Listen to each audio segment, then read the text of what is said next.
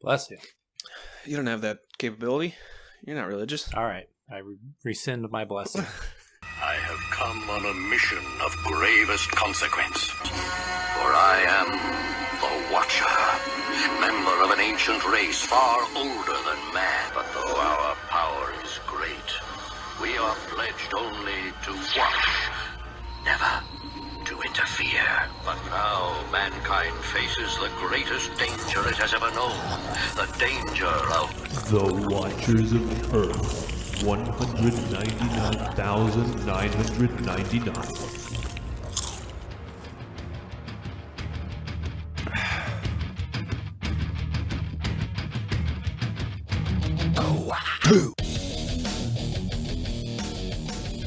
Welcome to the Watchers of Earth 199,999. I am your host, Andrew, and joining me as always is my co-host, Seth. Our third co-host, Joe, couldn't be here today, but he is talking to me from behind this dragon scale wall that I'm punching at, but I got real tired of doing that, and honestly, Joe's not worth the effort.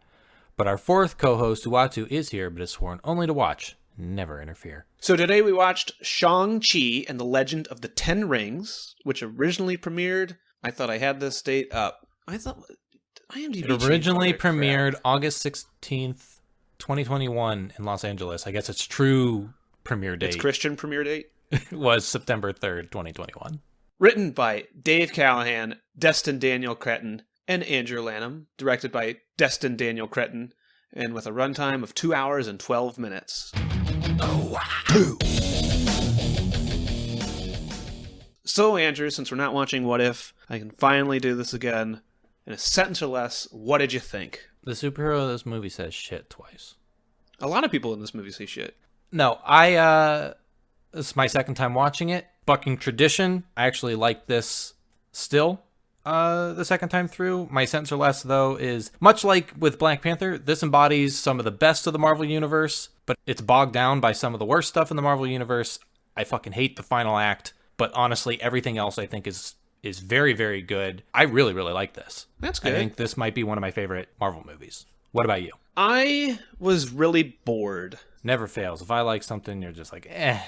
There's an asterisk. We watched this at noon, and I think I've said before that watching TV in the bedroom at noon is not great. There's a lot of dark scenes, and I was essentially just listening to dialogue. I was going to say something about how, like, all the time you complain you can't see stuff, and I'm like, is there a better place for you to be watching but these Kirsten's things? watching TV downstairs or something. Make her go up in the bedroom. She's doing actual work and cleaning. It's hard to say I didn't like it. I just think when they get... Do we want to get into this? Yeah, we can jump in now. So I think I was really on board. Again, I started off and I was like, I actually kind of love this. Like I said yesterday, I've just kind of been in a good mood. Like I said earlier, I watched the first episode of the live-action Cowboy Bebop. I watched the first episode of the anime Cowboy Bebop, and I was just kind of in like this like fun kung fu thing. I kind of, during the bus fight, it kind of reminded me of like a Samurai Champloo, because there was like the hip-hop track behind it. And I liked a lot of this stuff. And then they get to Macau, and I just don't care. And the movie grinds to a halt, and I don't care about the Mandarin, and I don't care about what they're doing. I feel like there's a lot of repetitive stuff. I don't care about, like, everybody kind of says things, and I'm just like, yeah, I inferred that. You don't need to tell me that. Or they tell me, like, when they get to Ta Lo, and they're, like, telling the story of, like, the dragon or whatever, I'm just like, this would probably be cool if I didn't have to, like, just pan across the statue of a dragon. Like, I just didn't care about any of it. And then, like you said, the final fight, I thought was a fun final fight. Once the dragons come out, and it was, like, a thing. But it was ultimately just a CGI... Mess is harsh, but it just was, like, things happening on the screen. And I liked it more because... it was two dragons fighting at the end of a Marvel movie instead of like a space laser. I hate two dragons fighting at the end of a Marvel movie. I hate the dragons. I hate the entirety of the final act with a couple exceptions. Well, we can get into that when we get to the... So I will agree with a lot of what you said. It just not to the intensity that you say it. I agree that the movie kind of grinds to a halt, especially in was it Ta Lo? Yeah. In Ta Lo, it basically hits the brakes. I'm like waiting for the Mandarin to show up and start... It's boring. I think the villain is good, but his motivation is bad. his whole motivation of like thinking his wife is behind the wall doesn't make sense. And I would understand if he was like more of a crazy person, but he seems extremely level-headed in a way that I was just like, how do you believe this? Like, it doesn't make sense that he would believe that this is true. And I understand like grief makes you do things, but like there's something about like, I don't know. I think if he was a little more maniacal, I think I could be like, okay, like he's kind of lost it and he's just like desperate to believe this. Or if it was this like lie. Directly after the death. Yeah, but instead he's just like, I heard my wife's voice and I was like, okay, like mysticism is real and you know this. So like I can understand why you would believe she's contacting you. But like once he gets there and he's like punching at the wall and I was just like, this is weird and kind of nonsense. I think the opening of this movie is great. I think for a good chunk of the movie, this is paced very, very well, especially with the backstory stuff. As far as an origin movie goes, I think giving me the information piecemeal throughout the movie is way better than just like the first third is the origin crap, and then the second third is just setting up what we're going to do with the information from the origin act, and then the third act is the big fucking fight scene. I agree that's better, but I still stand by that. I also like that like it gives you more it's not just like giving you more information, it's giving you more context as it goes through. Like you learn that like the dad isn't as bad as everyone makes him seem. Like there's more information behind like what happened, why people are doing what they're doing. Because it starts off basically saying like, my dad trained me to kill people. And you see that his dad trained him to kill people. And it's not for like another half hour, 40 minutes until you learn that like, oh no, there was like a happy family life before all this. And then something happened to trigger this. And then you later after that, you learn what happened to trigger that. And it's better than starting off the movie and just being like, we killed your mom. So I think all that stuff is good. I think it's paced fairly well. I think it's honestly, like, I agree that when they get to Macau? Where did they go? Macau. It slows, but I don't think it's bad. I think I was just a little less interested because the setting completely changes. It gets dark, not like bad dark, but dark. In like the opening is very brightly lit in San Francisco. Yeah. I just didn't care for like the Mandarins telling the stories. Like I said, I feel like I inferred a lot of that stuff. I mean, I didn't mind it. I think it's all fine. I just think, like, I think even some of the mysticism stuff is fine, but I really hate a lot of the mysticism. When they go to Ta Lo and it's basically Fantasyland? Like Fantasyland, that's a little much. When he has that wall that he puts the necklaces in, the dragon's eyes, and then he's like, now it shows me a map. And I was like, why would your wife, why, and how did your wife make this? Yeah. Like, she didn't have her, like, she said she left her magic behind in Ta Lo, but, like, she made a magic wall thing. How? Why?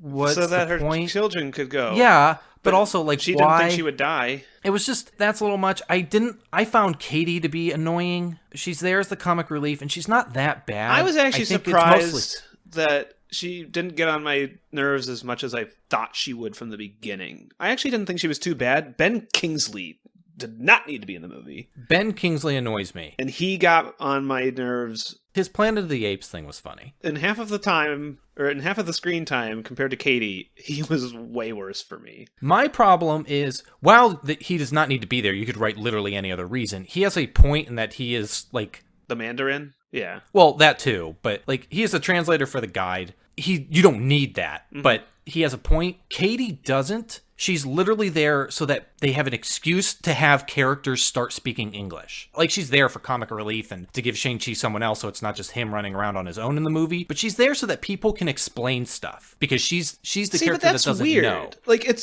I wouldn't actually even agree with that, because Shang-Chi is also a fish out of water in this. Like, Katie is more of a fish out of water than Shang-Chi, but Shang-Chi also doesn't know all of the stuff he's being told. True, but I admire that the movie speaks a lot of Chinese and doesn't translate. I think if Katie wasn't there, they still would have spoken. I mean... Oh, absolutely, but that's why she's, like, there are multiple scenes where she's like, I don't understand Chinese. She and says then it people once. will stop. But there's, like, multiple scenes where she's there, like, when his dad is explaining the point to everyone, he turns to her and says it to her because his children already know, and he does it in English. Like I said, I think Katie is the fish out of water to explain Shang-Chi until they get to Macau, and then Shang-Chi is the fish out of water. I don't know. I guess that also doesn't help that Katie didn't bother me as much as I think a lot of these secondary characters are in these movies. She's not terrible.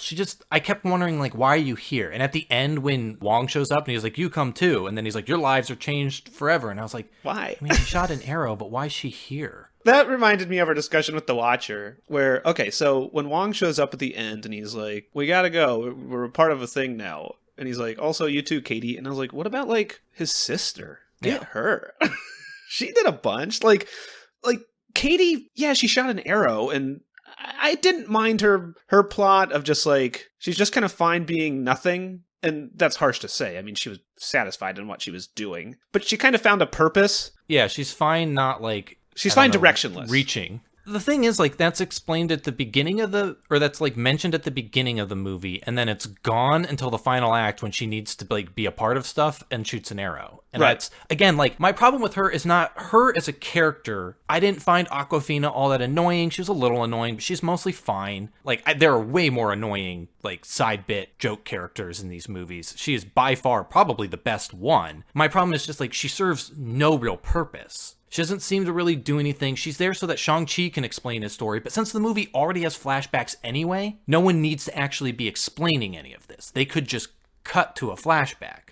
Like, yeah. I'm fine. It's not like it's a problem that they have someone explain it, but since the movie is already utilizing flashbacks, and some of them are when someone's telling a story, but some of them are not, you don't need someone to explain anything. So, like, every bit of the movie that she does is unnecessary. Her like, arc at the end is literally, doesn't come back until the final act. Right. And it's a little sloppy anyways. And then it's just, like, shoot an arrow, and then she's like, oh, I'm good at this. And then she just, like, is good at it. It's not like we watch her struggle and be like, I have to, like, try for once. It's just like, no, her whole thing seems to be, like, she's good at a lot of things. Like, that's, like, part of what is explained about her is that she's good at a lot of things. She just, like, once she, like, learns that she's good at something, she just moves on because she doesn't want to, like, reach too far and fail. But that's all told to us at the end, right before she's just like, I'm good at arrows. Cool. Whee! And, like, she's good at driving, and so, like, she's also, like, the driver for the scene where they gotta drive that car, and the whole reason they can stay above the thing is that she's good. But again, like, that's written into the movie. It's not something that the movie needed. It's not a solution that the writers put into the movie. It is an explanation for why this unnecessary character is there. I also think, and give her the pass, because I think she has a good repertoire with Shang-Chi. Yeah, I like their relationship. And I think without her, like, it's not like Shang-Chi's sister really likes him all that much, and is kind of cold. Like, it gives Shang-Chi someone to bounce things off of. To be fair, he only does it at the very beginning, and then, like, she's basically gone once they get to Ta Lo. Which is the last hour of the movie, which is half of the movie. Exactly. So, I mean, you could look at it half full or half empty. Like, you sitting there and be like, she's not a thing for half the movie, and I'm sitting here being like, she's a thing for half the movie. True. We're at a standstill. Moving on. What if we did everything like that? That'd be awesome. What do we want to talk about? Okay. So, do you want to start from the beginning and move through?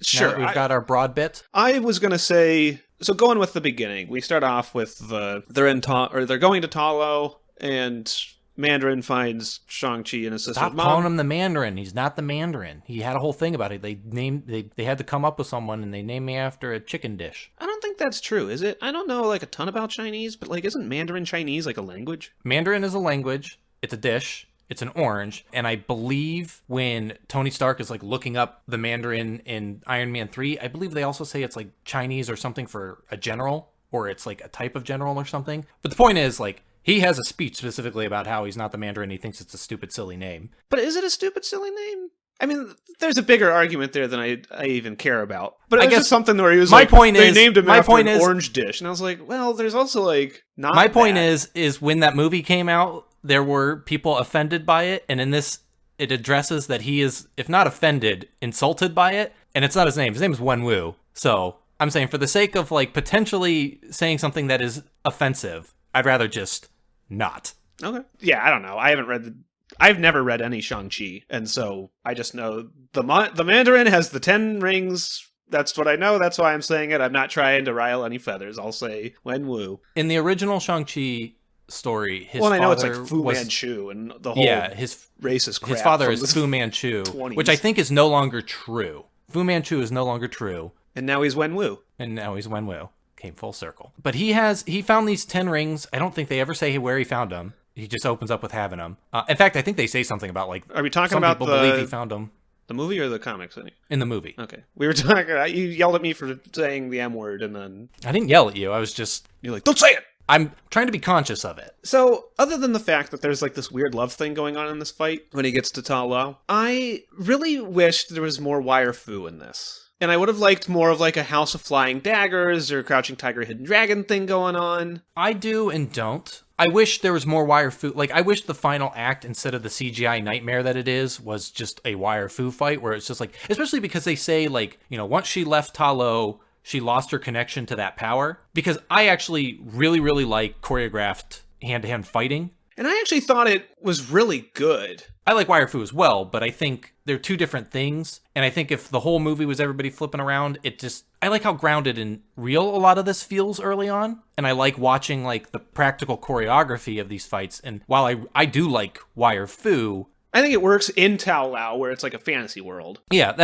I guess that was my thing, is like, I like it. I don't think I personally want it throughout the entire movie, but I would like it if, like, when Shang-Chi is able to, like, tap into that power, then we get a wire fu fight. And it's like, okay, this is like the step up from, like, his grounded stuff. But then, because it's also going to be really weird, although it could be kind of cool, if, like, we get the next Avengers thing, and he's, like, doing wire fu, and everybody else is just slamming into each other like a bunch of meat stacks. Yeah. I will say, and you kind of touched on this with, like, there's a lot of Chinese in the movie. I think, other than the end, this felt really disconnected in a good way. And it also felt, I was excited. I was thinking, like, it would be really cool. It doesn't really matter, but it would have been really cool to just, like, watch an entire movie set in China. Yes. Or just, like, something to expand the world of the Avengers more. Mm-hmm. And, like, yeah, he has a big connection to China and stuff, but like you were saying with Katie's role and stuff like that, where it's like, oh, we have to speak English. And I was just like, this is weird because it's an American When they movie. go to Macau, they honestly could have just gone to, like,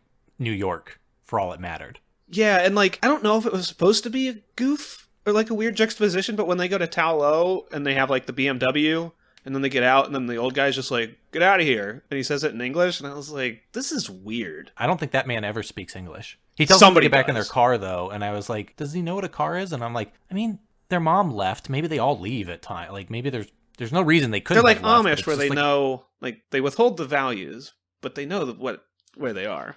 But it was also weird that, like, when they're driving through the forest, I was just like, what if you weren't in a car? How did they get here before cars? I guess they ran really fast with, like, wire fu powers. Yeah. But it was just something that I was like, this car in this ancient city, and it, like, it was just a thing. It wasn't pointed out as being weird. It wasn't, like, it didn't seem like a goof. It felt like a real thing, and it was weird to me. But I like the opening fight with the wire fu and everything, and their little, like, let's fall in love because you can kick my ass thing. He gives up the 10 rings for 6 years or something. I forget how old. Nah, I don't remember. 7. So 7. For 7 years, he gives up the rings, or 7 plus. I don't know how quickly they had Shang-Chi after that. But he gives up the rings, which also granted him immortality because he's like 1,000 years old. But their mom dies, and he takes the rings back and then trains Shang-Chi to become a living weapon. In the present day, we meet him now going as Sean. He and Aquafina are valets, and they're just like living their lives, not up to their full potential, but they seem happy. Mm-hmm. They're content. Ain't nothing wrong with that. But one day on the bus, he gets into a fight with some assassins who try and steal his necklace and ultimately succeed. There's one guy, Razor Fist, who has a big sword in his arm, and I don't really understand how that works because it's like apparently stored up in his flesh and bone forearm, which, I mean, I guess it could be hollowed out, but at that point, why not just like cut him off at the elbow and give him like a metal forearm that stores the sword in it? But whatever. And then later on, apparently he can just like pop that thing out and like Put in clamp anything. in any weapon. But I really like this fight. I think it's very well choreographed. I think it's fun. I think most of the CGI is fine. I think when the bus rips in half, it is not great. I mean, that's where my I think a lot hesitant of the fine comes in. I think It's a like, lot of the early CGI felt a little wonky, and I assume it's just because a lot of the budget went to the end. But like, I think this fight is very good. I think it's energetic. I think there's a lot going on. We get to really see how good he is at fighting, and it's so different from the other Marvel movies. I think a good chunk of this movie, from the pacing and the fighting and, like I said, the way it doles out information, is so different from other Marvel movies. I agree. I think it's the most disconnected. Until at the end when it's at the center of everything again. Stupid. I will say, I didn't care. So there's a lot of like cool flipping around a bus. And then when the bus driver gets conked on the head, I didn't need Shang-Chi to also drive the bus. I know he doesn't for like the whole time, but it was just one of those things where I was just like, I get it. He's great. He's the best. That's how it felt to me. And I know it's just like him being a hero and like him doing the right thing. I don't see your problem. I don't have that problem, I guess. Especially because I think the way he gets to the front of the bus is cool, because he like goes up in like the baggage rack and like slides down or whatever. I think everything in this is great, and I think part of the thing that I like about Shang-Chi, which I think this movie does fairly well, but not as good as it could, is he's supposed to be, granted, in his title in the comics, not in this movie, is Shang-Chi, the Master of Kung Fu. I like for as much as everybody has to be great in all of their movies, I wish he was better. He is extremely capable, but there are a lot of times where he feels like he's only like a half step above everybody else that he's fighting. And I like the idea of like, especially like at the end they have to give him fucking superpowers, which is boring to me. I like the idea of someone who's just so good at martial arts. And it's just like the one thing he's great at, no one is better than him at it. And it's just like, he is very, very good at this Hawkeye? one thing. That's fucking everybody in the goddamn Marvel universe these days. I don't know. I guess I'm fine giving him the dumb rings. I wish they were just kind of like a power boost instead of like a whippy thing. But I'm fine with them kind of being like a key blast or whatnot. I'm fine with what he uses them for. I guess my whole thing is just like, I hate that final act. And honestly, I think this movie would be so much better.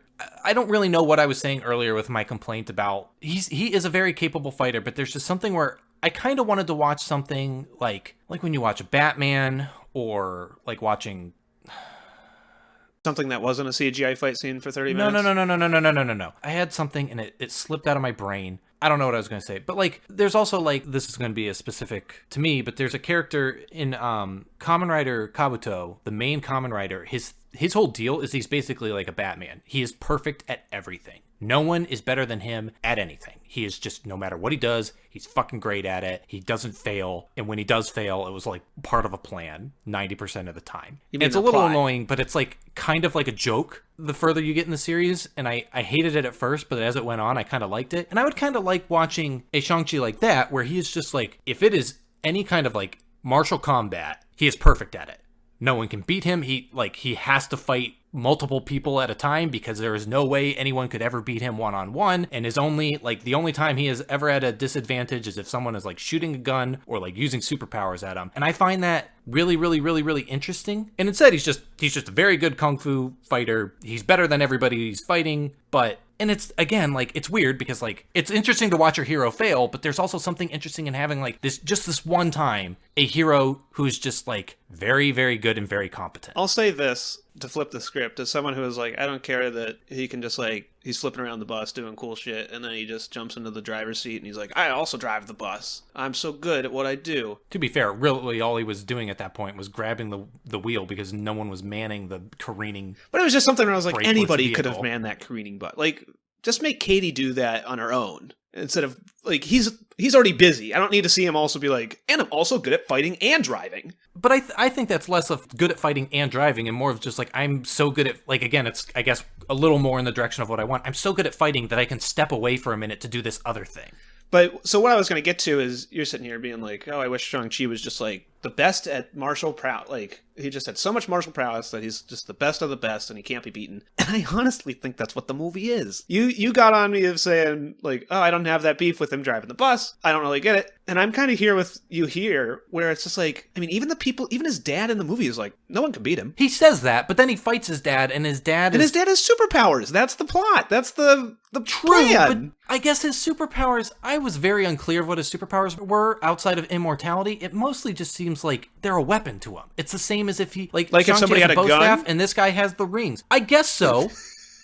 I'm just backing you into a corner. I don't get it, honestly. I think he's very competent. I think he's powerful. I think he's important. But in that fight, like, Shang-Chi is also using a weapon, and in the end, it's just as if he is fighting someone just as good or better than him with a different weapon than what Shang-Chi is using, because Shang-Chi is using the magic dragon scale bow staff. It's not like he was hand fighting his dad there. And granted, at the end when he hand fights his dad, he managed to get the rings from him, but he managed to get the rings because he learns a separate fighting style. I guess it would also be interesting if he was like a version of Taskmaster, where it's just like he can fight anyone, and after, like, I don't know, a couple minutes of getting his ass kicked, he learns how to fight them, and he's just like, I now know all your moves. But that's not what we see. And like, I know, like, this is something I don't think I'm ever going to be able to explain, because I am much like a past episode. I don't remember what it was I was saying. I said something that I just could not get out. I could not get the words out to say what was in my brain. And this might just be a personal thing. I don't know how to get the words like, out. I mean, it is. It's, I just didn't to me, feel it like just felt like he was not any, he was only, like, again, is he better than his dad? Yes. but he felt like a half step better than his dad. Which is still better. Yes, it is, but it's not interesting to me. I It's just not. We'll get to his fight with his dad later, because I think there's a lot of stuff. I mean, one, we'll get to the end of the movie later, but I guess I still disagree. But I think, I honestly don't have. He never felt so strong. It never felt like every fight, and I guess like you're supposed to worry that your hero might not win. Like that's why I find Batman boring, is that he always wins everything. But like at the same time, like as someone who is supposed to be so good at fighting, every fight it felt like, I don't know, he could potentially lose this one. He's not going to, because he's the hero of the movie, and yes, he's better than these guys, but he's not like so much better that I'm like, I don't know, someone could like, he could just like not see a swing coming and get hit upside the head with a bat, and he's down for the count. See, he flipped around the bus. I don't know. I guess I didn't think that. And I think at the end, like, I see what you're saying, and you have kind of double back isn't the right term, but that's the only one I can think of. But like, I think it's funny that you're like, oh, I just wish Shang-Chi could just like, literally, he was just like One Punch Man and just not have a care in the world. And like, that's interesting. And I'm just like, I feel like if he just like beat his dad at the end. But I guess part of the problem is his dad is just kind of like around for so long. I really don't like that final fight. I think it's fine, but I don't really care for it. I think it would have been more interesting if he and his dad had to fight, and like if the whole thing was like his dad, like in the movie, his dad just kind of like sits back and is like, all right, all my fighty people beat up my son until he can beat you up. If instead he was training him and everybody else, and this whole thing is like, I want you to become better than me because currently I am the best. Like, I don't even have my rings on and I'm kicking ass. But instead, like you said, he has the rings and he has superpowers and whatever. But like, if the whole thing was like, if Shang-Chi was like, I was trained to be the best and the only person I couldn't beat was my dad. And the whole thing was like, he has to learn to beat his dad, and the way he learns to beat his dad is to ultimately learn a technique that his dad doesn't know from the people at Ta Lo. I find that interesting. But instead it just turns into magic gobbledygook, and he also just like, I don't know, his dad feels like he's just as good of a fighter at Shang-Chi, but not because the story set him up to be, but just because like the movie tells us like Shang-Chi's so good at fighting. But I don't know, any one of these guys could potentially beat him if he had an off day. See, I just didn't get that, I guess. But after the bus, they go to Macau to find his sister because he got a postcard with an origami dragon on it that he thought was from her, but it's not. She runs a fighting ring. She fights him. He loses because he doesn't want to fight her. Does Wong fight Fin Fang Foom? No, that's Abomination. Is that what Abomination looked like? Yes. Well, not in his movie. They changed him to be more comic accurate. To be more Fin Fang Foom? I mean, he has like the... in the fact that he's green and he has the wing like, frilly ears. Yeah, and he has shorts. I mean, you don't want to see Abomination's Abomination. Is he like Fin Fang Foom where he doesn't have an abomination? I don't know. All I'm telling you is that's Abomination. That's what Abomination looks like in the comics. I get where you're saying he looks kind of like Fin Fang Foom, but he doesn't look... It's beyond the fact of the color, the shorts, and the everything ear else. frills. He just doesn't have a tail. No, the ear frills. No, he doesn't even... Fin Fang Foom has a weird, like, dragon body. Fish mouth. Yeah, but you gotta... He's got a long neck and a fish mouth. Like, he does not look like... He has Fin Fang Foom features, but not enough that I'd be like, that is definitely Fin Fang Foom. Yeah, but this is also the Marvel universe where they don't want to have things. I guess.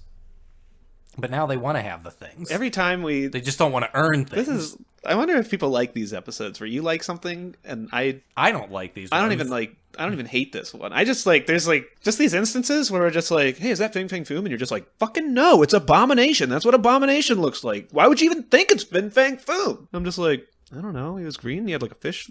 He had like a weird face and frilly ears and shorts. And it's Shang-Chi stuff, and Fin Fang Foom's a Shang-Chi thing. And sorry, I don't know if the movies are going to do it.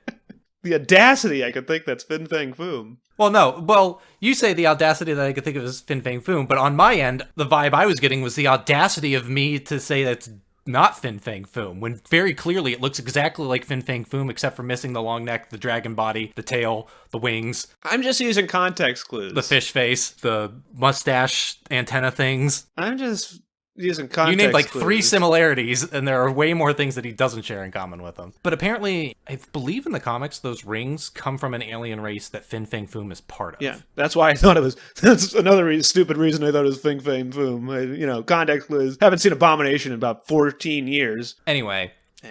They also call him Abomination, I believe. They call him an abomination. Yeah, Fin Fang Foom's a mystical space dragon. He's an abomination. Anyway, Wu Wen's an abomination. He's too old for this mortal realm. I'm done. Anyway, he fights his sister. She wins because he's distracted.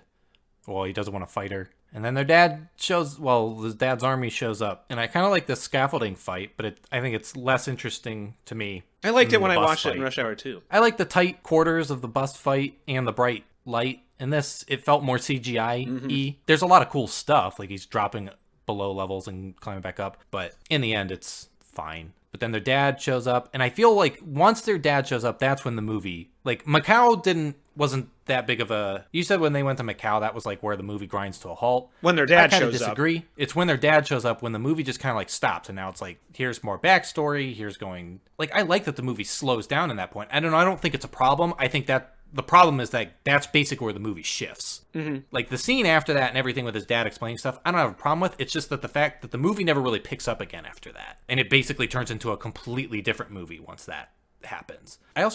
He has that weird guy in a mask that Shang-Chi fights, who like helped train him, and I kept thinking that was going to be a thing, and then that guy just gets like eaten by a soul dragon. He does and fight. Is never seen or heard he from does again. fight Non. No, he does, but I mean, I kept thinking he was going to be a thing. Like we were going to learn who he was, or Shang-Chi was going to be like, this is the guy that always trained me, and I've never actually truly beaten him in a fight. But he did because beat him. but he truly doesn't beat him in that fight either, because he's about to do the killing blow, and he like flashes back to all the times that guy beat him up, and then his dad knocks the dagger out of his hand. So you want Shang-Chi to kill people? No, Seth. I know what you're doing. I know you're just like doing your bit, but for whatever reason, I am just like irritated every time because I'm tired of defending myself from stuff I know you don't actually think I need to defend myself from. Yeah, that's it. I'll stop. It's just, I don't know. This is one of those instances where, like you said last time, where it's just like, just hit you in the right way and nothing can get you out of it. And I'm just like, and like nuance and, you know, similar things don't necessarily need to be liked the same way or disliked or whatnot. And I'm just like, I mean, all this stuff happened. You're like, I wish Shang-Chi never lost. He didn't really lose. I wish he beat the guy. Well, he did. He did, but I guess my point is like he doesn't beat the guy in any way. Like that guy doesn't matter. He doesn't need to be a masked figure different from everybody else because he never factors into anything. Like his fight with Shang-Chi at the building doesn't actually matter. I think the only reason he shorthand. exists is because he can have a one-on-one fight with someone and not have it be like, okay, why is this guy able to beat him? Or at least able to keep up with them. And the answer, like the shorthand answer with that is like, well, he's the guy that trained him. So of course he'd be able to at least keep up with him for a while. I think it was fine shorthand to be like, this is the red color palette guy, and he's stronger than the blue color palette guy. And it was just like a visual to be like, this guy's stronger. Oh, this is the guy from his past training days. Oh, it's like, it's not just a mook. I think for me, it's that Laser Fist or Razor Fist. Fist. That's it. I think Razor Fist fills that same void, but he's actually a character that kind of like, I mean, he's not much of a character, but he's a character with a name and a face. And I guess it's weird that kinda Razor does Fist is something. like outside of like the 10, like he's part of the 10 rings, but he's like, Razor Fist, like, I mean, I don't know how else to say this. He's not Chinese. Like, he's part of the 10 rings, but like the 10 rings at the beginning, as we know it, is like this entire like Chinese assemblage. Also, it's Li Qinglin, the Death Dealer. I think early on it does establish that the 10 rings are A worldwide thing. more than Chinese, yeah. But it is weird that he is like the only one that we see. I think we see a couple like mooks, but Li Qinglin is the Death Dealer. So he does have a name, and he is a thing. not in the movie. I don't think he ever gets a name in the movie, and he just In the credits? like I said, like his fight with Shang-Chi is kind of like the end of that, and that's fine. Like I don't have any problem with that. It's just like then the movie goes on for another hour and a half, and he's never seen again until like the dragons show up, and they're like, "We need to kill someone. Kill him." Now his soul got eaten. And I was just like, okay, it's kind of like you said, This like is with, funny. well, it's like with you, what you said with Aquafina, where I'm like, she doesn't do something for half the movie. And you're like, well, she does something for half the movie. With that, I'm like, he's only in the beginning of the movie and then he's just like gone and it doesn't matter. And you're like, yeah, but they did stuff at the beginning of the movie. And I'm just like, yeah. Well, and he's short, and you keep being like, oh, and then he like shows up just to get eaten by this old dragon. I'm like, I mean, you're not wrong, but he also fights Non. He also fights Shang-Chi. I guess, but when he does, like, he never feels like, It's just one of I those, don't know. This is one of I those think part funny of it is like, episodes. honestly, if his name was like Wing Wu and he was just like some guy with like a bald head and a curly mustache that we could always recognize, and you know Shang-Chi fights him and he says like, I trained you, and they have like a little tiny conversation when they fight, and then Shang-Chi's like, well, now I finally beat you, and he like holds the dagger over and his dad knocks the dagger out of his hand and he's like, I beat you. But this guy isn't a character. He is a costume. And I think that's where my problem lies. That's fair. He is not a character, he is a costume. And so when that costume shows up later fighting people, yes, that costume is there fighting people, but he never says a word. As far as I know, he never gets a name. He never does anything. His relationship is only in those flashbacks with Shang-Chi, but like their fight is basically over in Macau. And then he's just like around for the rest of the movie because the movie is now a different movie and that no longer has a use for this guy. He's just there for the And I think real that's less a Shang-Chi problem fans. with that character and more a problem with the movie itself. The movie is kind of two movies. And once it turns into the second movie, which I find less interesting and more Marvel, then there's no role for a bunch of these people. He's just there for the cameo. This is one of those funny episodes where at the beginning you said you loved this movie and now you're spending the whole time telling me why you hated it. That's what always happens. And I'm like, nah, man, that was fine. That's fine. And honestly, I didn't hate this movie, so I'm kind of in the same boat. But it's just like, I didn't have any... Like, all the problems I had are where the movie grinds to a halt when when their dad tells a story that I didn't really care about, I already inferred. And I wanted to just... You know what? I was the guy. I was the guy who just wants to throw stupid popcorn in my dumb old gullet and sit there and watch Shang-Chi do kung fu moves to people. Like, I didn't care about Tao Lo. I didn't care about Wen Wu's plight. You know, I think Shang-Chi kind of overcoming his father was fine, but it just kind of spent 30, 45 minutes in the middle of the movie to sit there and be like, this is why you cared. I'm like, well, I care because Shang-Chi's the hero and he hates his dad. And like, I understand why he hates his dad because his dad is like a million-year-old conqueror. Like, I basically, after watching the 2 Ultron episodes of What If, I was just kind of like, give me fucking comic book plots. Just be like, this guy bad. You're a good guy and fight. Like, I don't know. I just kind of wanted like... And again, I think that's why I was fine with the dragons at the end, because I was just like, like the Ultron episodes, I honestly didn't feel like I was watching a Marvel movie, and that worked well enough for me. I felt like I was watching some weird kung fu movie that was problematic in certain ways and fine in others. Didn't have to deal with Nick Fury. I mean, yeah, Wong was there for like a cameo at the beginning, because sure, an Abomination was there, and I thought it was Fin Fang Foom, which sure, and then, yeah, at the end it sucks. But I don't know, this I just kind of was able to watch on its own merits. And that helped a lot for me. I think for me, a lot of it is like, the more we've been watching these, the more I still like these movies, but I hate the Marvelness to them. And I feel like this movie is cut in half. Half of it is its own very interesting, different thing. And the other half is Marvel. And half of it is the Marvel crap. It turns into another CGI battle with a million nobodies that I don't care about. I hated the dragon fight. I hated the dragons flying around. I hated the 10 rings. Why is that? Like, in isolation, the Kamehameha blast and the key blast thing with the rings is fun. Nah, you're going to say the same thing I am. That's stupid. And I was so pissed that, you know, they turned the formula. So this was going to be my goof at the beginning when you asked me, either when you introduced me or asked me my sentence or less. We're definitely going to fucking get the exact season 1 for season 2 of What If. Because you know what happens at the end of this movie? They flip the script on its head, and the villain fights a carbon copy of him. Because Shang-Chi has to get his stupid fucking rings. The ring stuff was fine, but when they were like spinning around them like a video game power-up, it was stupid. And I was fine with the rings when when Wu uses them, and that's like his shtick. And I wanted Shang-Chi to just like fight him on his own merits. I think that's the other thing is like him using the rings as well is interesting, but it's like it's complete and utter fucking nonsense that it happens. Like it's supposed to be like, oh, he's learned this kung fu that allows him to like manipulate stuff around him, and then the rings choose them as their new leader and change color. Whatever. Stupid. But it's like stupid, and it would have been better if he's just like, I am like, you trained me to be this thing, and I'm going to beat you regardless of the power that you have. And I understand that, like, I'm sure, well, I didn't like when he was talking to Aquafina and he was like, I gotta kill my dad. He's like, I felt real guilty about how I killed a man and I shouldn't have done it, and that's why I ran away, but also I'm gonna fucking kill my dad. I'm a Marvel hero. You know, that's what we do. Here's the thing. You're here going, I wish Shang-Chi never lost. And in the end, he doesn't. I wish Shang-Chi never lost. And I was like, well, he didn't. And I'm over here going, I kind of was pumped to see Shang-Chi just kind of lose his fucking mind.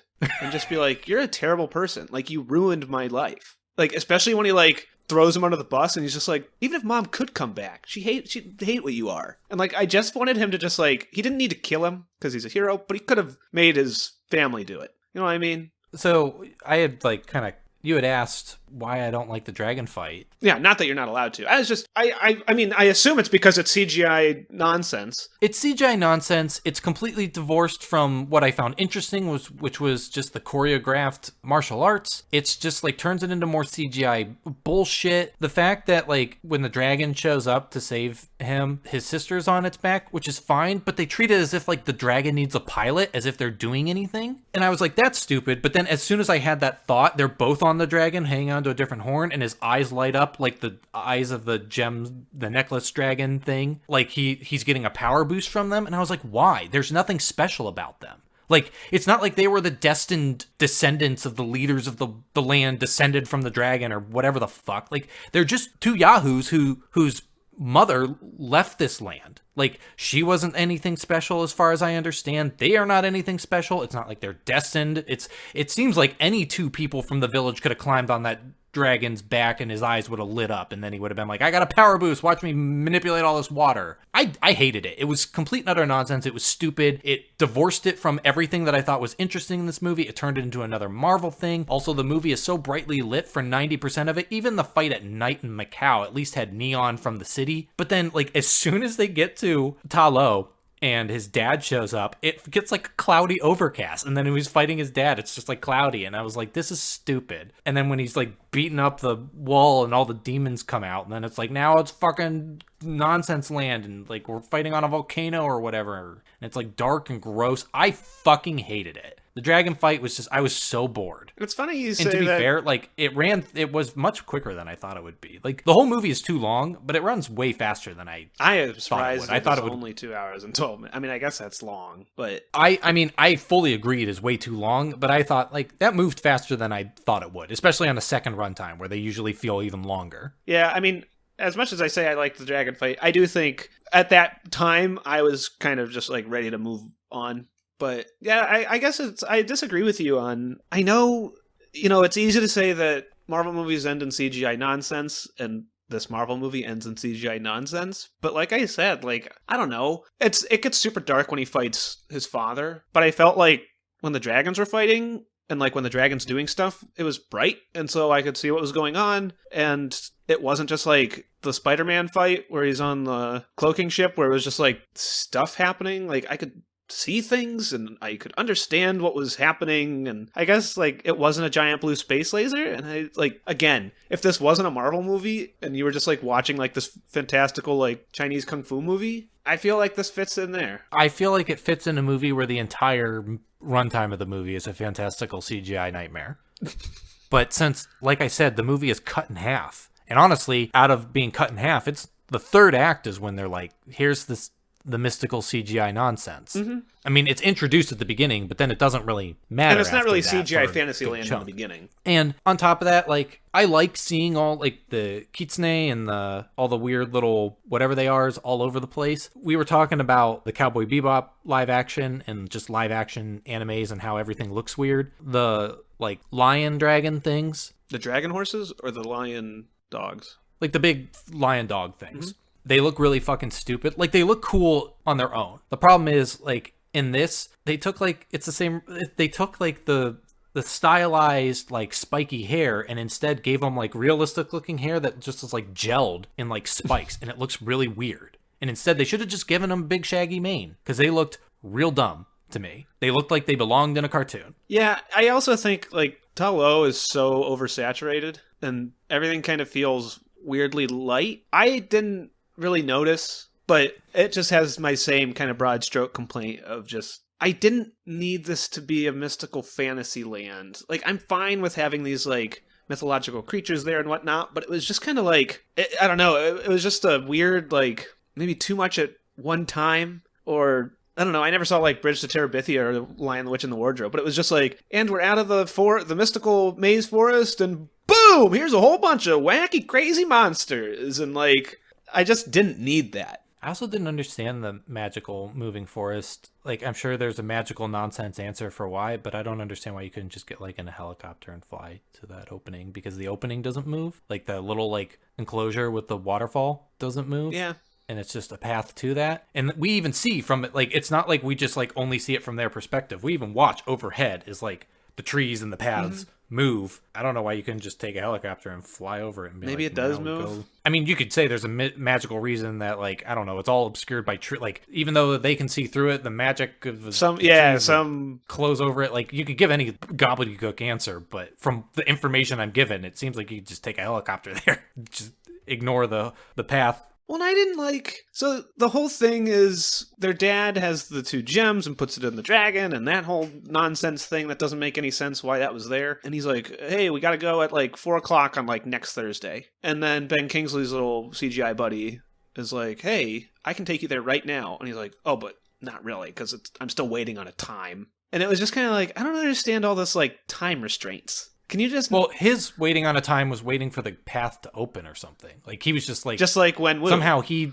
knew when the path, like, he could sense it or knew when the path was ready. It wasn't, I don't think his was like, I'm waiting for 4 o'clock. He's like, I'm waiting for the path to line up so you can drive straight into it. No, it's not a straight in. I mean, and maybe this is semantics, but like when they go through all the water map, it like, he's like, there is a distinct path that you... No. Yes. That's what he's doing. But I think the path is constantly moving. Like, there's always a path, but at like a certain alignment of the stars or whatever, a clear path will be there. Like, when we didn't see his dad go through, but I don't think his dad had to do this whole race against the forest closing on us thing. I think he just took his caravans straight through. Like at the beginning of the movie. Yeah, I think the path just opened for him. Like, he knew, like, at this perfect alignment, like, there will be a clear path open for an hour, and we just got to drive that path. Whereas they were like, at any point, you can race against... You just have to, like, hop the into moving... the right time. Yeah, I think that's what it was. Okay. Like, they were just like, you know, at any moment, you can, like, hop into this path, and as long as you can keep up, you can get there. But his path was a clear, like, now we just have an opening where we don't have to worry about the trees closing in on us. Okay, I'll take it. But I just didn't. I mean, I also didn't care for like Ben Kingsley and his little CGI pet. But it was a weird thing where he's like, he can take you there right now, and then they get there, and he's like, okay, but not like right now. But yeah, they have a big stupid CGI battle that I hated. He shoots his rings. At one point when he's like holding on to his sister and he uses the rings to like hold on to her and he's like, I'm never letting you go again. And she's like, you idiot. Like, the universe will die. Like, maybe let go of me. I thought he was going to split the rings with her since there's 5 and 5. And that was like his whole thing with his dad, was that they had 5 each for a little while. I thought he was going to give her 5 of the rings since they were like half on her arm anyway. And that never happened. I don't know.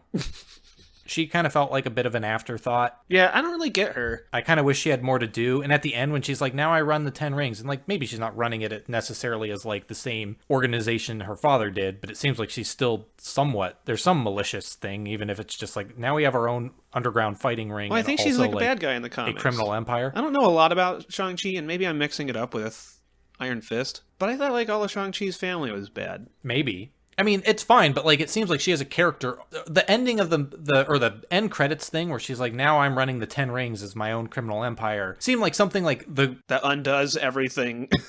Well, like, it seemed like something that, I'm trying to remember where is it? It's like Xialing.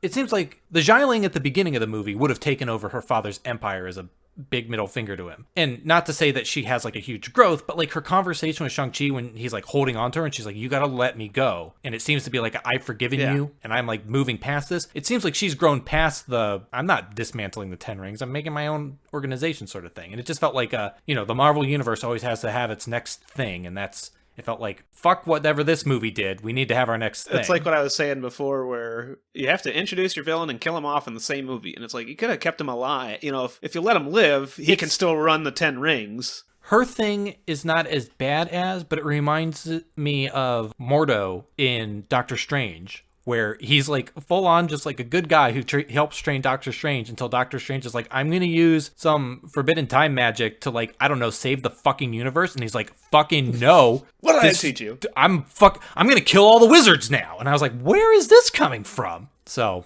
yeah, it feels weirdly out of place, especially it doesn't help that, I don't know. I thought the hip-hop soundtrack was decent. Like I said, it reminded me of Samurai Champloo. But for whatever reason, when she's like sitting there and it's like, we don't do things like the rest. We're in the control now. And it's like, it just feels super dumb. And then there's the mid-credits thing where, well, I guess at the end of the movie, Shang-Chi and Katie are with their friend telling them everything that happened, and then they're like, we don't believe you. And then Wong shows up and he's like, both of you have to come because we need your sidekick for the next movie. Why? So when they're talking, I mean, I guess there probably wasn't enough time, but if Shang-Chi had the rings, Because Wong's... Why didn't he show them? Why wasn't he like, hey, we went question. to Macau and like my dad tried to kill the world and I saved it and like, look, I have these rings and like they're super powerful. But instead he's just like... Because it's funnier that they just don't it is believe funnier, it. though. And then, yeah, that's right. But then we can't have our heroes looking like idiots, so then Wong has to show up to prove that they're idiots to his stupid friends that don't matter that he was telling the truth. Avengers. And then we get he's like, come into my portal that Seth hates when it closes after you walk into it. It didn't do that. I remember you bringing that up. It did. He walks into it and then they walk through and it closes behind him. But there's a ton, like Wong walks through it and then like 5 minutes go by. Oh, I thought you were going to hate that it stayed open up until they walk through, because I don't remember what movie it was, but there was some movie where you were just like, I don't like the portal closes. I complain about this a lot. Not the portals, but the jokes. And I don't remember what they were. I think there was some that felt really flat and felt really forced. There was one. I think it was when they're on the plane and Shang-Chi's giving exposition where they're like, do you want chicken or vegetarian? Like, that's I was just stupid. like, here it is. You can't have a moment. It's a Marvel movie. And there was a couple others like that. But like I said with Aquafina, is that her name? That's the actress's name, yeah. Oh, I said Aquafina and I was like, that's also a brand of water. And I didn't know if it was like Aqua Fresh or something. But like everybody, I think, kind of... The humor didn't feel eye-rolly quippy. For whatever reason, I could just kind of it's pretty good. allow it to happen, other than a couple moments. But yeah, Wong shows up and says, come with me, we got to go do the end credits scene. And then Bruce Banner and Captain Marvel are on holograms with Wong, and they're like, look at these rings. Look at this bling. There's something going on. Here's my thing. They're sending a You're beacon. going to love this. I don't think I care, but... I don't know. Like, I know this is everything I hate. I know this is everything you hate. I don't know what it is. I'm just in a mood this weekend, and I'll take it if it means I'm happy. But I think it's less of like, oh, what are the rings? What are they pinging? And it's more kind of like what I was saying last time, where like I'm interested to know the answer. I don't think I care about the answer. I just like I know the Marvel Universe. I know what all they can do. I can't imagine. I mean, maybe it's Kang. Because it's like a timeless thing? It's probably Kang. Never mind. It's stupid. I don't know what it is. Maybe it is like leading to Fin Fang Foom movie? Fin Fang Foom. I just don't like how, like everything, like they have to make sure that everything matters. Mm-hmm. Like every movie is a big deal. Everything has to matter. Like this couldn't have just been like a family quarrel between Shang-Chi and his dad. There had to be an alternate universe because now this is the multiverse saga. There had to be dragons. There had to be the end of the universe. Like every fight has to be the end of the fucking universe. There's never just like, I gotta stop a guy. I gotta stop my dad because he's bad. Or not even like I gotta stop my dad, but my dad wants to kill me and I don't want to die. Yeah, I wonder... It's always like the end of fucking everything, and I fucking hate it. And then at the end where they're like, in case you didn't think this mattered with all the Marvel stuff because we only had a couple cameos and Iron Man didn't show up, here's stuff proving that they're going to be part of the fucking Avengers now. And it rubs me the wrong fucking way. Yeah, especially since like, I mean, I know Paul Feig wants it, but like, I've always said about comparing this to the MCU to comics, like, does everyone need to be an Avenger? I know Paul Feig needs them to be so that he can have big movies. Nowadays, everybody kind of is an Avenger in the comics. But it's just something like there's an official Avengers team, but it's like anyone, ever since Brian Michael Bendis was like, I'm making the new Avengers and Spider-Man's finally on the team. It's like anybody can be an Avenger. And it's fine now. to be like Everybody, an honorary if you live Avenger. in the Marvel Universe, you're an Avenger. Yeah. But like, I agree. Like, can't we just have a Shang-Chi movie? Like, it's part of the MCU. No, we can't. And that's kind of what I was talking about, where like, oh, it was nice to have like a movie Why not do you set hate money, in the US. Seth? Like, we had like, I mean, I was just thinking like, I could watch like this whole movie in like subtitled Chinese. Like, oh, absolutely. That'd be way more. And it's just something that like, it feels separated. It makes the world bigger. But like you always say, I mean, everything is so small, and it's just like, here's Shang-Chi, but it's not just Shang-Chi's story. Shang-Chi's part of the bigger stuff, and everything has to work together, and everything, like, we're all just one huge MCU team. And it's like, I don't mind Shang-Chi teaming up, but it's like, I don't need to see it right now. I don't need to, just let Shang-Chi have a movie. And it kind of feels, I never watched all the, like, Luke Cage or Jessica Jones or anything like that. And I don't know if all of that stuff was, since that's all kind of nebulously, I mean, I guess I believe I've since read, you counter it, but I believe I've since read that only Disney Plus stuff is canon. But, like, did all of that stuff kind of, was it just like, here is Luke Cage and what Luke Cage does? Pretty much. See, and, like, I wish they could do a movie like that, too. Speaking of watching the entire movie in subtitled Chinese, I don't mind subtitles. I actually like subtitle. I watch a lot of subtitled stuff. I like if it's dubbed though, just because then I don't have to like divert my attention. But I will say, watching this on Disney Plus, I hate Disney Plus subtitles. That's They're that like black those stupid bar black and- bars. Yeah, Yeah. it's very distracting and takes up too much space, and I wish it was just words on the screen, and I don't know why. Yeah, it's it not. doesn't feel integrated into the movie. It feels just kind of haphazardly slapped on. I mean, it feels like closed captioning on TV. Anything else? Nope, I don't think so. Do you like Razor Fist's car? It was hysterical, right? Nope, I don't think so. Me neither.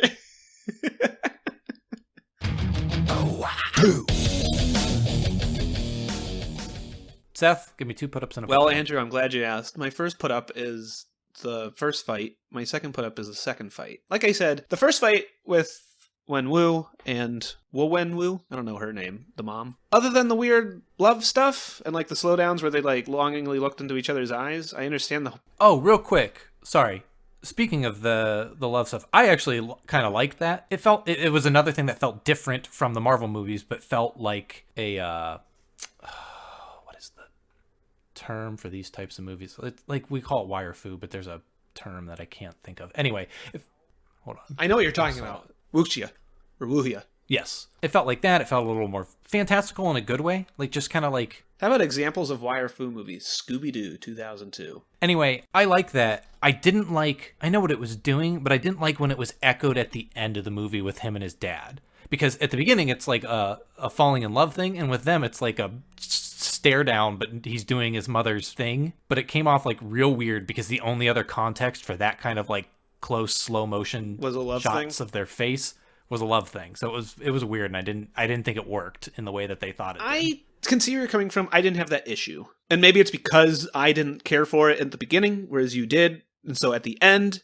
you didn't care for it because you gravitated more towards it at the beginning and the love thing. And you didn't care because it was just doing And it again. well, and I guess at that point, it seemed like an understanding between both of them. Yeah, I think that's what it was supposed to be going for. Was And that's how I like, took it, probably you know, because you're coming into your mother's, like you're inheriting your mother's you're just like your mom. technique, Yeah. and I'm recognizing that, yeah. But it just came off weird because it was only ever used one other And that's time fair. And in a very specific since I didn't way. care for it there, I just probably didn't throw as much into it, and so it was fine. Also, this is a really cool put up. I didn't like. So there's a time where Zhao Lin says, "My father hated me because I reminded him too much of my mother." And then when they meet their aunt, Nan, She looks at at Shang-Chi Shang-Chi and she's and like, says, "You look just like yes. him." And I was like, "Why would I you thought do the same this?" It's because the sister doesn't matter. Yeah, maybe that's why she takes over the Ten Rings and becomes a supervillain, because she's like, damn it, Shang-Chi is he's the best at everything, even at being similar to our mother. But yeah, I liked the little bit of wire fu stuff in the very beginning in Tao Lao with Wenwu and their mom. My second put up is the bus fight. I think there's a lot of fun choreography. I think there's a lot of fun like flipping around. I was actually fine with like the jokes. The guy with the phone. There was like, I know you love stuff like this where I think that guy with the phone is in another movie. is he at Tony's funeral No, I think he might be the guy that asked Spider-Man to do a flip. and they brought him back? I could be wrong. I don't know. Zach Cherry as Clev, a bus rider who live streams one of Shang-Chi's fights after portraying a street vendor in 2017's Spider-Man Homecoming. Neat. Wait, that doesn't make any sense. Did he Anyway. move to Los Angeles? People don't just move to San Francisco. People don't just move. Things don't not happen in America, though, also. So that's why we couldn't have this movie in China, Technically it was in Tao. which isn't China. It's fantasy I know, that's why I universe was land. agreeing with you. Why do you think I'm always disagreeing with you? Is it because I'm always disagreeing with you? Yeah, that and the tone. Tone. Do you want me to talk more in tone? Anyway, what's your My put down? put down is I hated when Shang-Chi became the good version of the bad guy. And he spun his power rings around and they just like whipped them at each other for a little bit. When he used his bow staff, I was fine with it. I wanted it to be more hand-to-hand combat stuff. Although I don't think I ever said the synopsis. But Shang-Chi is the master of kung fu, right? Yes, Now the synopsis says Shang-Chi, the master of weaponry-based kung fu. absolutely not. Not true. even in the movie is that true. He uses a bow staff like once, but like I wouldn't say he's weapon-based kung fu. That's a close second put down. That's an honorable mention put down. But no, I really hated when they just like when he fought him in the shrine. I was fine with that. When he fights him with the bow staff outside the shrine near the gate, I was fine with that. But then when he like steals the rings, it's done. It's like I don't need... That's when I thought to myself that, like, they're definitely going to just do the same thing with What If Season 2, because they always have to do the same thing. So my first put up is going to be, you know what? I'm going to do the same as you. The first opening fight I really, really liked, and the bus fight I really liked. We can close third minor put up is I like the scaffolding fight, but I don't think it's as good as the bus fight. It just reminded me of Rush Hour 2, and it was dark, and so I'm biased on that just because I don't watch it in a great spot. But I think all that stuff is a lot of fun. It feels very, very, very, very different from any other Marvel movie, and it starts. I mean, this movie really starts off on the right foot. In fact, you know what? I'm just gonna say, put up number one, the fights. Majority of the fights, the fights from the first two acts. My second put up is going to be the pacing for the first two acts. I think the pacing is done very well. I think the way it slowly gives you information and then context for the information you already have is done very well. It is far better. Like this, as far as an origin movie goes, this is the best one we've gotten. My put down is going to be the entirety of that third act. Honestly, I would almost say the second half of the movie. Basically, once their dad shows up, I think it slows and it's not as good, but it's fine. But like basically once they get into the car and definitely once they get to Ta-Lo, the movie just kind of like grinds to a halt. Becomes kind of boring. You know, they enter with Morris and Trevor, who is just kind of like, he's fine, but he's annoying. It feels like it just starts feeling like a Marvel movie. And then the final act is just the marvelous Marvel movie I've ever seen with just CGI nonsense. I hated the dragons. I hated the two armies battling and then the third army coming in into the first two armies team up. I hated the stupid nonsense, barely explained CGI monsters. I hated the end of the world. Everything gets dark and gross and dusty. I just hated it. I absolutely hated it. The only thing I can say is it didn't feel as long as I thought it was going to. But that's that. Seth, where did you put this in your rankings of every Marvel movie ever? I haphazardly threw this in spot number 12. Under WandaVision, above Doctor Strange. It could probably go higher. Like, I just say haphazardly now. I don't know. I was bored during it. I think it was nice that it wasn't... or I was bored kind of during the middle 45 minutes or whatever. But I think since it feels the most disconnected from Marvel movies, that helps. I like the Kung Fu stuff. I wish there was more of it. But when it happens, I did like it. And there you go. I was kind of thinking about this for a bit when we sat down before we started recording. I put this at number 4, below Guardians of the Galaxy Volume 2 and above Winter Soldier. And I was really debating putting it a little lower, putting it a little higher. Honestly, I think this might be the best overall Marvel movie, if not for that final act. And that, honestly, the only reason it's not at least in my top 3 is because I hate that final act. It's funny you say that. It drags the whole movie down kicking. It's funny you say that because I think up until... Like, I'm not saying the final act is incredibly great. I'm just saying that I was horribly bored before it. So that was like, hey, something's happening that I care about or that's fun to watch. But that's because you're a popcorn moron.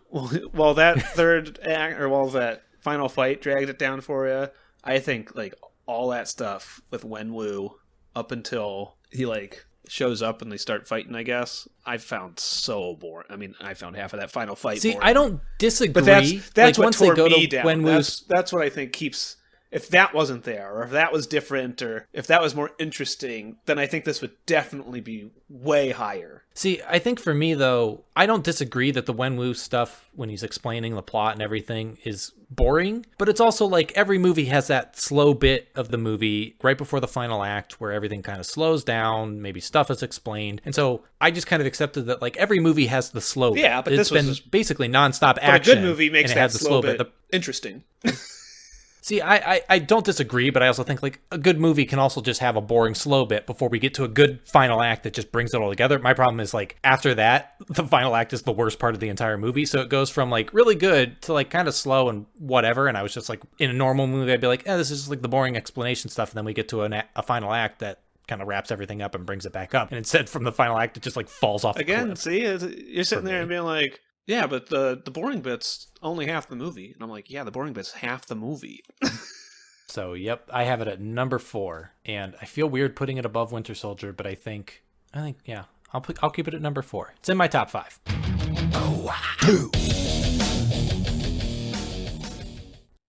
Hey, here's what I want to do. Here's our new segment. Ready? What is the what if episode of Shang-Chi and the Legend of the Ten Rings? It's probably what if Jai Ling was trained to be a weapon instead of Shang-Chi. See, I think it's what if if Shang-Chi like followed his father's footsteps? Probably, but I think the more We're not going for one, interesting. and We're going for because- what Marvel's going to do. No. Feig. I'm also saying I think they're going to go for quote unquote wokeness. While I hate that term, and I have no, But people hate the Eternals because it movie. comes from people who have a problem with it. But I think they would go for that so that they can be like, it's going to be like the Captain Carter. You don't think thing. it's going to be... What if Zhao Ling has to beat her brother because he's the Ten Rings leader? You get best of both worlds. You think Marvel's going to go for wokeness? People hate Eternals. It's getting all political. Yeah, but the shows have been nothing but quote unquote wokeness. Is that true? I mean, Loki's got confirmation of bisexuality and a weird incestuous hated that. masturbation thing. What If has a lot of it. Falcon and Winter Soldier is all about race, or at least pretends it's all about race. Hawkeye is introducing a female Hawkeye. I feel like if they have the opportunity for it, especially because Xialing does nothing in this movie. Like, she does a lot. She fights, but she's much like Awkwafina and Trevor and everybody else, like the masked guy. Nobody has a point in them. Like, they're just kind of there. They have, like, their point for a scene where they do something, and then they just kind of, like, hang around for the rest of the movie. Like, she rides the dragon, it doesn't matter. They're not interconnected in the plot. So that's what I think it would be. Plus, I know, guess like, this is the like usual, you're not asking, like, what would I want? But, like, that's the story I'm good. interested That's in. I'm not 2023. interested in what if Shang-Chi was... Basically, it's like, what if Shang-Chi was evil? And it's like, if that's where you're going, like, that's what they're all going to be. It's going to be like, what if Peter Parker did turn on kill mode in Homecoming? But what else? I mean, I guess you can kind of do whatever. You can kind of do whatever, but they won't. So you got to go with, like, what is the simple thing? And then it's like, what if Shang-Chi was trained to be a weapon, but then also, like, a million other things are different, too? And he because doesn't we don't have a sister. understand how, like... And his mom's still alive. What if Shang-Chi's mom never died? What if Zombies 2 And we just watch... with Shang-Chi? Anyway.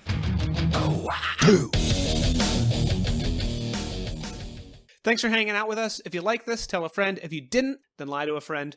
Check us out on Twitter at SoHowAbout. You can find me on Twitter at SethKumpf. You can find Andrew on Twitter at TessuDownist. And subscribe to us on YouTube at SoHowAbout. And join us next time when we do this once more with Interference. Watcher. Boop.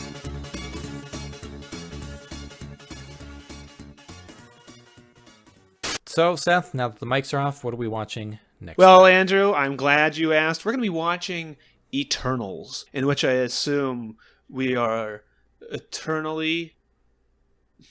I got nothing. I was going to make like a cis-white male joke, but I just didn't want to.